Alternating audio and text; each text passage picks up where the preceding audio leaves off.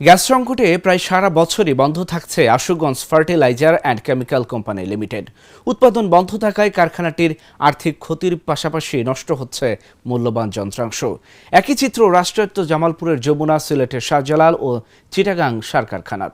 এদিকে দেশে সারের বাৎসরিক ২৭ লাখ টন চাহিদা পূরণে বৈদেশিক মুদ্রা ব্যয়ে প্রায় দ্বিগুণ দামে বিদেশ থেকে আমদানি করতে হচ্ছে ১৫ লক্ষাধিক টন ইউরিয়া, যাতে করে বছরে খরচ প্রায় ১০,০০০ কোটি টাকা। ব্রাহ্মণবাড়িয়া থেকে রিফাত নাবিনের তথ্যচিত্রে ডেস্ক রিপোর্ট। কারখানাটির চারপাশে গজিয়ে গেছে অসংখ্য আগাছা। মাসের পর মাস ধরে নিশ্চল পড়ে থাকায় মূল্যবান ধাতব যন্ত্রগুলো মরিচা পড়ে নষ্ট হয়ে যাচ্ছে। কর্মকর্তা, কর্মচারী আর শ্রমিকের কোলাহলে মুখর থাকার কথা যে কারখানার, তা যেন এক নির্জন, নিস্তব্ধ ভুতুড়ে এলাকা। গ্যাস সংকটে বন্ধ থাকা আশুগঞ্জ সার কারখানার চিত্র এটি। ১৯৮০ সালে ৫৩৬ একর জায়গার উপর রাষ্ট্রায়ত্ত এই কারখানাটি প্রায় ৪৬৯ মিলিয়ন ইউএস ডলার ব্যয়ে প্রতিষ্ঠিত হয়। বর্তমানে মূল্যস্ফীতি বিবেচনায় যা প্রায় ১৮,০০০ কোটি টাকা। দৈনিক ১৬০০ মেট্রিক টন উৎপাদন ক্ষমতা নিয়ে যাত্রা করা কারখানাটি ১৯৮৩ সালে বাণিজ্যিক উৎপাদন শুরুর পর থেকে প্রায় বছরেই গড়ে প্রায় ৪.৫ লাখ মেট্রিক টনের বেশি ইউরিয়া উৎপাদন করে লাভজনক অবস্থায় ছিল। বিদেশ থেকে যে সার আমদানি করছে সরকার, যে খুব লাভবান হচ্ছে, দেশের কৃষক যে বেঁচে যাচ্ছে, ব্যাপারটা এমন না। বিদেশি সার অনেক দূর দূরান্ত থেকে আসে জাহাজের মাধ্যমে, রোদে পড়ে বাইরে রাখতে হয়, এখানে বৃষ্টিতে ভিজে। ইউরিয়া সারের প্রধান উপাদান হচ্ছে নাইট্রোজেন। তো নাইট্রোজেন যদি হারাই গেল, তাহলে এটা থাকে কি? এখানে থাকে হয়তো কনক্রিট বলা যায়, যেটা মাটির জন্য অবশ্যই ভালো না।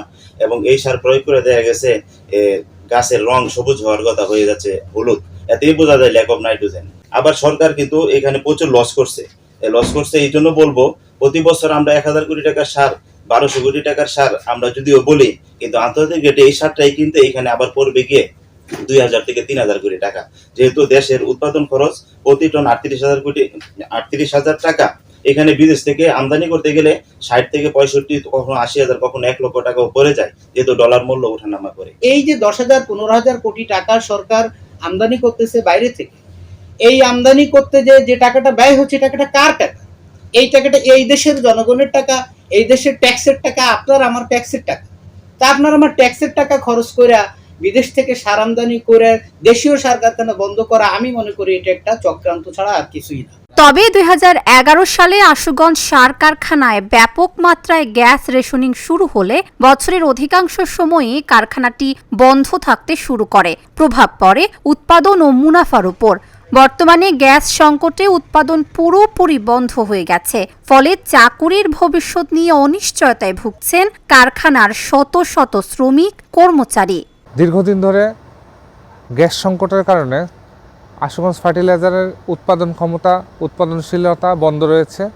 আর দীর্ঘদিন ধরে বন্ধ থাকার ফলে এই ফ্যাক্টরিতে যত ইকুইপমেন্টসগুলো আছে, বিভিন্ন ভেসেল আছে, বিভিন্ন পাম্প আছে, বিভিন্ন রোটর আছে, এবং রোটেটিং যে ইকুইপমেন্টগুলো আছে সেগুলো করোশন হয়ে যাচ্ছে, এগুলো স্কেলিং হয়ে যাচ্ছে, এবং এগুলো ইরোশন ঘটতেছে এগুলোর সাথে। আমরা কারখানার রাষ্ট্রায়ত্ত শ্রমিক হিসেবে আমাদের বেতন, আমাদের ওভারটাইম, আমাদের সকল সুযোগ সুবিধা কিন্তু ফ্যাক্টরির নিজস্ব ফান্ড থেকে দেওয়া হয়।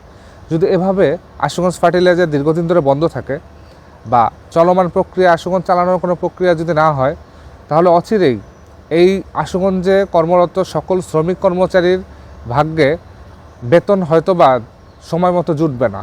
২ থেকে ৩ মাস পরেও বেতন হতে পারে, তাদের অধিকার ভাতা বন্ধ হয়ে যেতে পারে। এছাড়া তাদের সকল সুযোগ সুবিধা, নাগরিক যে সুযোগ সুবিধাগুলো, সেগুলো বন্ধ হয়ে যাবে।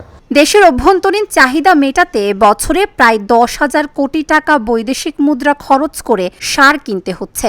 এতে উভয় দিক থেকে বিপুল পরিমাণ আর্থিক ক্ষতির সম্মুখীন হতে হচ্ছে রাষ্ট্রকে। অথচ সরকার বছরে সার আমদানি করতে যে অর্থ ব্যয় করে, তা দিয়ে একটি কারখানায় নির্মাণ সম্ভব। প্রতি বছর বিদেশ থেকে সার আমদানি করতে প্রায় ১০ থেকে ১২,০০০ কোটি টাকা সরকারের চলে যায়। এরকম ১০ থেকে ১২,০০০ কোটি টাকা হলে একটা নতুন কারখানা তৈরি হয়। দেখেন, একটা কারখানা বসে রাখার জন্য আপনার কি পরিমাণ রাস্ট এবং করোশন, ইরোশন হওয়ার পরে কারখানাগুলোর ক্ষতি হচ্ছে। বসে রাখার জন্য কারখানাগুলো একবারে ধ্বংস হয়ে যাচ্ছে। ভৌগোলিক কারণে আশুগঞ্জ থেকে দেশের বিভিন্ন এলাকায় সার পরিবহন যেমন সহজ, এই কারখানায় রয়েছে পানি ও গ্যাসের সাশ্রয়ী ও সহজলভ্য উৎস। কারখানা বন্ধ রেখে বৈদেশিক মুদ্রা খরচ করে সার আমদানি করায় হতাশা প্রকাশ করেন শ্রমিকরা। আশুগঞ্জ এমন একটা জায়গা, এটা বাংলাদেশের একটা সেন্ট্রাল, মানে এখানে নদী পথে, ট্রেন পথে এবং সড়ক পথে পরিবহনে অনেক সহজলভ্য। আমাদের মেঘনার পানি বাংলাদেশের সবচেয়ে কমগুলো নদীর মধ্যে অন্যতম একটি বিশুদ্ধ পানি। পানির ক্ষেত্রে আমাদের কস্টিং কম পড়ে, পরিবহনের ক্ষেত্রে আমাদের কস্টিং কম পড়ে। আরেকটা হচ্ছে আমাদের গ্যাসের সহজলভ্যতা। আমাদের ফ্যাক্টরির পাশে যে সেন্ট্রাল হাব গ্যাস সেক্টরের ডিস্ট্রিবিউশনের TTCL, এটা আমাদের খুবই সন্নিকটে। এখান থেকে সারা দেশে গ্যাস ভাড়া হচ্ছে এবং আমাদের ব্রাহ্মণবাড়িয়াতে 500 MMCFD গ্যাস প্রোডাকশন, সেখানে 10% গ্যাস 50 MMCFD কি আশুগঞ্জ কারখানা পেতে পারে না? নিরবচ্ছিন্ন গ্যাস সরবরাহের মাধ্যমে আশুগঞ্জ সার কারখানায় সারা বছর সার উৎপাদনের ব্যাপারে উদ্যোগের কথা জানান কারখানার এই ঊর্ধ্বতন কর্মকর্তা।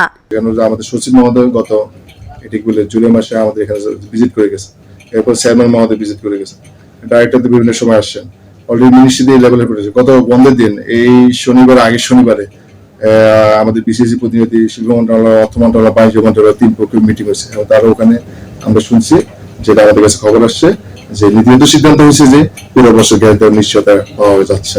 দেশে প্রতি বছর ইউরিয়া সারের 27 লক্ষ মেট্রিক টন চাহিদার প্রায় পুরোটাই আমদানির মাত্র অর্ধেক খরচে উৎপাদনের সক্ষমতা আছে রাষ্ট্রায়ত্ত 5টি সার কারখানার। এতে প্রতি বছর সরকারের সাশ্রয় হতে পারে প্রায় 7,000 কোটি টাকা মূল্যের বৈদেশিক মুদ্রা। Dhaka journal, news desk.